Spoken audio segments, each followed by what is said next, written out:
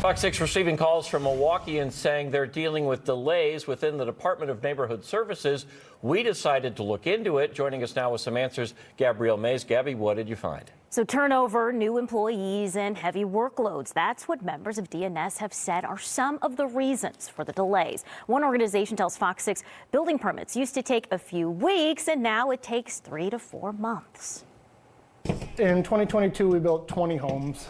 In 2021, we built 15 homes. Weather, volunteers, and funding are some of the main factors Milwaukee Habitat for Humanity relies on to build affordable homes. Before each build, you have to go through a permit process with the Department of Neighborhood Services. The onus is on us to always do as much as we can early on to get permits in as soon as possible. But in Chris Garrison's 7 years as Habitat's operations manager, he says he noticed a change with the permit process. I started tracking permit lead times in 2018, and they have slowly increased since then.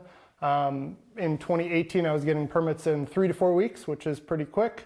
But recently they've been 2 to 3 or 4 months. That prompted him to reach out to Alderwoman Milele Coggs. Here's what she had to say to DNS during a city committee meeting last fall. In this last year, 14 years I've been here, I've never gotten this many calls about how long it's taking. Some of this stuff is not that complex. In a time where businesses across the country are losing employees and hoping to find replacements, that's a reality DNS faces. Fast forward to this January 31st committee meeting. And what is your current vacancy rate? For residential, we're down 2 inspectors at the moment. Commercial code enforcement 1, electrical inspector, we are down 3. So this is probably the best I've heard in a long time. Yes, but keeping in mind that, for example, in our residential section, 40% of our inspectors are less than 1 year on the job. We caught up with the DNS supervisor after the meeting to see if department delays are decreasing. We've got a few vacancies in certain inspection areas, but we are pretty much filled, just training staff up. As for Habitat's president, he says with help from Coggs and meeting the DNS, eventually his permits got approved. I have no problems with anybody who's in the department.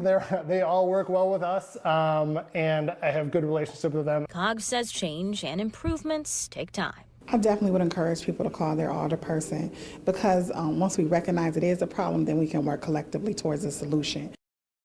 And as you can see, that problem was fixed. So we followed up again with DNS through email asking about permit delays and complaints from Milwaukee residents. DNS says in part, quote, enforcement staff have been hired in recent months. DNS is seeing a downward trend in complaint response times that continue to improve.